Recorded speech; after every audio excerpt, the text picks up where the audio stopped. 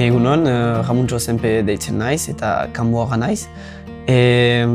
Jaz arte Baionako Komertzio Eskolan lan ikasi nuen eta lizentzia ukan nuen eta hori egin eta gero Eskola Futuran parte hartu nahi nuen janik Euskara ikasteko, gero transmititzeko eta nire futbol taldean zitzailea bain naiz eta horrekin oso ondo pasatzen da, haiekin lan egiten dut eta asko gustatzen zait.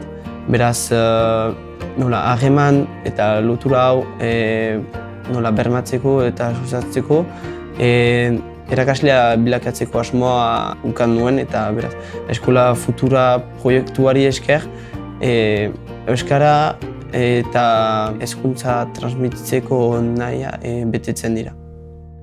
Bai, noski, lagun asko egin dituen eta egiten ditut oraindik.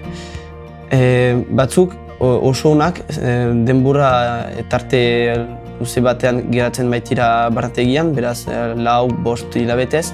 Beraz, haiekin oso erresa da harreman onak lotzeko, baina batzuekin pixka bat zailagoa da, bakarrik hilabete batez gelditzen baitira. Eta hala ere, klasean giro oso ona badago, nahiz eta beste ikasleak denak profesionalak izan edo familia bat ukan, oso giro ona eta laguntza asko ematen digute Euskara ikastearen aldetik.